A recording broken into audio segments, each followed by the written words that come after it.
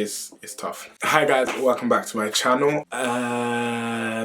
Now this video is going to be quite tough for me to film. So basically the idea to kind of like put this out there has kind of been on my heart since my 20th birthday, which is back in January. We're now in May. It's been an internal battle per se as to, oh, should I put this out? Should I not? Should I put this out? Should I not? Basically, I came to the conclusion to do so because one, what I really want to do with my channel is kind of like document my whole journey, being both the good and the bad. Yeah, so wow, it's really going to be hard for me to convey my thoughts. There's no plan to this, there's no script to this. It's kind of just going to be me talking and being as open as possible, I guess. This is also, I guess, due to, you know, this growing conversation around mental health, and especially when it comes to the male gender of dealing with things. So yeah, I really hope this helps anyone that's kind of like going through the same situation I went through, I'm going through. Yeah, this is my story. If this is your first time on my YouTube channel, then this video doesn't kind of like encapsulate what my channel is about. Anyway, if you know me, you'll know that I don't open up, so this is a lot. Alright, so the title of this video is a bit, whoa. Yeah, that period existed. Now, friends, family, if you're watching this, yeah, oof, whoa. So, little backstory to kind of like set the scene, explain things.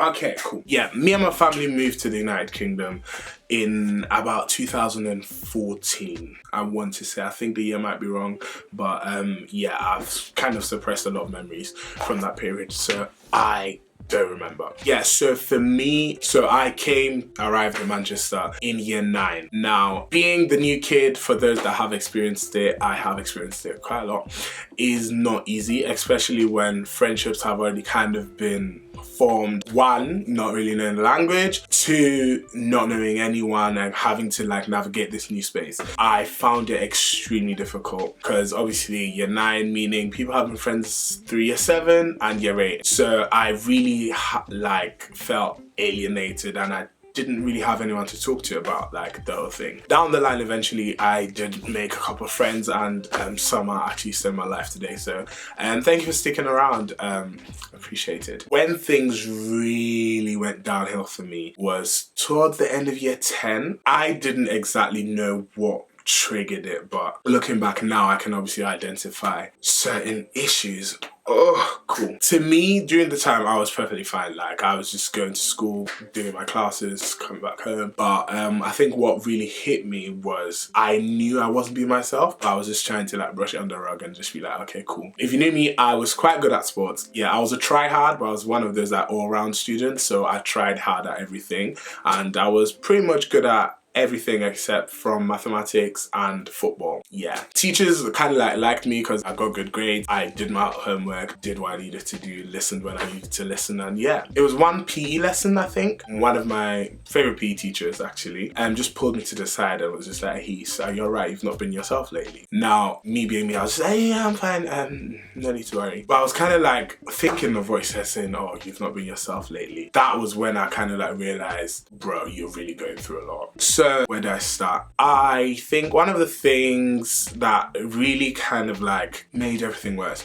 was, if you're a pastor's child, if you're a minister's child and your parents are extremely active in church, what kind of happens is that there's this expectation of what you should be. Yeah, me being a people's pleaser, I made a conscious effort to kind of like become that image of, ooh, during this period of obviously year 10 was where I really kind of like struggled with my own like individuality. Everyone was changing, let's put it that way. So like people were growing up and all that kind of stuff. And obviously I've only been at that school for like a year. I obviously found it easier to now like kind of navigate the space and like make friendships, talk to people and all that kind of stuff. That wasn't the issue. But especially in that year 10, I felt like everyone was changing. Some for the good, some for the bad. It's high school. I just felt like I didn't quite fit in, if that makes sense. You know how there's like different types of black boys per se, call it what you want, which are like extremely like stupid stereotypes that we kind of like allow to exist. But obviously back then I wasn't woke like I am now. For me, I just struggled because I didn't fit into a box, and I really kind of like beat myself up about it. And I was just like, oh, you've got X type of guy, B type of guy, Y type of guy. And I was just like, I had a bit of everything. So socially, I was really struggling. During this time, church was a big part of my life. So I grew up in the church choir. I was always in church. My parents were ministers. My dad's a pastor. This is a common struggle, but at the time, I didn't want to understand that it's common. I thought I was the only person going through this because I didn't talk about my feelings, and there was no one to know that I was going through this, so I had no one to relate to. Being a pastor's kid kind of comes with certain expectations, not necessarily from the parents who are the pastors, but primarily from the church itself, aunties, uncles, members of the choir. Just everyone around you has this image of what you kind of should be. Now, Ehis back then was an extreme people pleaser. I think that tendency still exists a bit now, but we're unlearning toxic traits, so yeah. I felt really kind of forced to kind of like mold myself into this image of, oh, the church boy. I'm at church every Sunday. If there's choir uniform, make sure the uniform is intact and according to church standards and all that kind of stuff. And I felt like during this period, I kind of like just lost myself, and I was doing a lot of acting, I'd say. Now, I enjoyed what I was doing. I really love music. I really enjoy singing. But it felt like church for me kind of just became go to church, sing.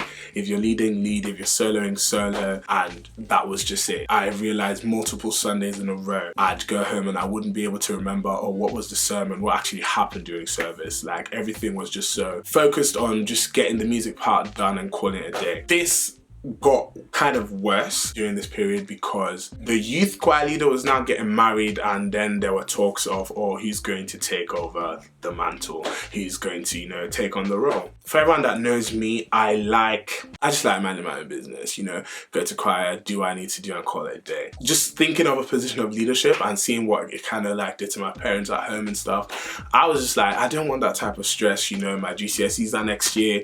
I kind of just want to focus on myself. Basically, what eventually happened was I ended up becoming youth choir leader, which added so much pressure onto me again because it was now a thing of, okay, you're part of church leadership. This image has to be upheld. But I was really struggling in terms of finding who I am because my parents had a certain view of me that, oh yeah, cool, you know, you have your life together, X, Y, and Z. I was doing well academically, but I didn't know what I wanted to do. I was good at sports. I was good at like the creative, performing arts, music and all that stuff. Then I was good at like history, religion, and it was just a thing where while everyone was saying, oh, I want to become a doctor, I want to become a lawyer, I want to be an accountant, I want to go into like physiotherapy and all that stuff, I was just sat there and I was just like, okay, cool, I'm getting A's across the whole board, but I have no interests. I stopped enjoying everything, and it just got to a stage where academically just wanted to please my parents. Church, I just wanted to make sure all the pastors are happy, the deacon board has no problems with me, and the youth choir is running smoothly.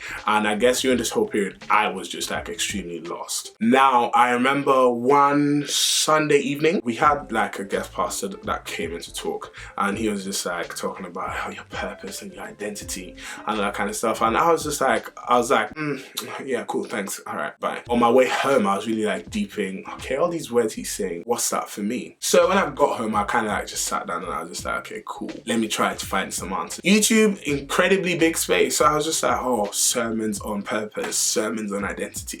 And I remember watching, it just hit home and I started crying in my room. And I remember I was just like, God, like, why is life a struggle? Because everyone around me was thriving. And I think that's what kind of like made things worse. Because if I saw people struggling around me, then I'd be like, okay, cool, we're all struggling together. And no one kind of like talks about their struggle. Everyone tries to deal with things on their own. I kind of got so angry because I didn't get the answers I wanted praying. So on that day, I was just like, you know what? Screw this. And I stopped going to church. Yeah, I've got revision to do. I can't make it to service today. And then I'd study late on Saturday night purposefully so that on Sunday, when I was struggling to wake up, they'd be like, oh, he was rising, he was studying, let him sleep. So I stopped going to church, and like pastors were calling and saying, oh, what's going on, X, Y, and Z. And I was just like, listen, this God thing, don't think it's for me. Not a big fan. I'd rather not. Obviously, based on my upbringing, Sundays are for church, period. There's nothing else that happens apart from church. So I didn't know what to do with my Sundays because for the past 15, 16 years at that time, every Sunday had to been spent in church. So this idea of like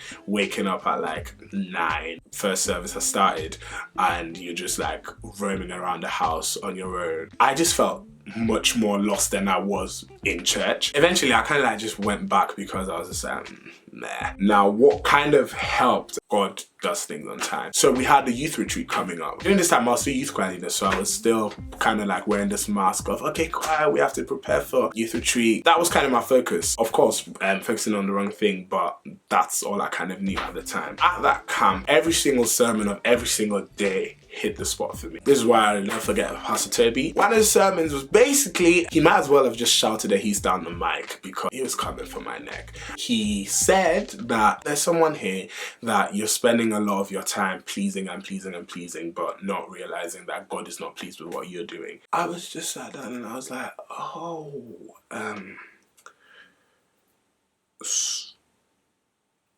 okay. I think that retreat kind of like just pulled me back to kind of like realign my focus. So I guess that helped. Why am I talking about this now? University has been extremely hard, especially the last couple of months. I wouldn't say academically because I'm not doing bad at all, especially mentally and socially. And a lot of times, as I said, we go through things and we stay under the impression that, oh, we're the only people going through it. Like we try and exaggerate the victimization of things. For me right now, I'm in quite a weird space. I don't kind of know what's going on. A lot of things are kind of like being thrown at me. A lot of things are happening at the same time. It's quite overwhelming. When it comes to mental health, especially at university and especially being African Caribbean, there's just like a lot of factors that are being thrown together that just don't work well. I feel like there's a lot of external pressure on students these days. The whole daunting idea of like, i.e., I'm graduating in 2 years. What's happening after that? We don't know. Life is tough, let's put it that way. I'm trying my best to just navigate things as best as possible. Why I hated God, I'd say primarily because of alienation, ignorance, and impatience. Like, I really had an idea of the way my childhood should look. I blame my older cousins, I blame family members, I blame TV, the media, because I thought everything would be just roses and sparks. I'm kind of finding myself drifting into that same space, that same mindset. However, I think now that I'm obviously more mature and I've grown both in my faith, both mentally and all that kind of stuff, I'd say I'm trying my best to, I'd just say I'm trying my best. If you actually like made it to the end of this video, then I respect that. What to do if you're kind of going through the same thing? I'd say first and foremost, communicate. I should be taking my own advice. One, create that space with your parents, especially at university. It's quite isolating because at the end of the day, it's literally just you in your room. It's quite easy to isolate yourself. It's quite easy to like just disappear from church. Guilty. Disappear from uni. Guilty. Problem isn't, facing these hurdles, facing these type of periods in your life. I'd say the problem arises when you kind of like forget everything else and dwell in it, get knocked down, get back up again. So one, I'd say communicate. Two, have those type of friends. I don't do that. That's my problem. But one thing to know is not everyone is that type of friend you can have those type of conversations with. Know your circle. Three, I'd say find healthy coping mechanisms. The way I coped with like stress and upset at uni, I don't eat, which is quite bad, but find healthy coping mechanisms. I guess we've come to the end of this video. Conversations like these are healthy. Kind of like been an internal battle for 5 months. It's done now, and I actually really do feel like a huge weight has been lifted off my shoulder. It's quite uncomfortable being transparent. As much as people say, oh yeah, just open up, let people get to know you. Easier said than done. But it's done now. Hope you enjoyed this video. It wasn't really for entertainment purposes. Discussions like this are important. There is no cool kid of the week for this because I've been going through it myself. From next video, we'll be back and we'll be good, and I hope you're all well. If you're not, just know that trials and tribulations, you go through seasons to be molded and to be upgraded. Stay blessed, don't stress, never vex. The cool kid is out.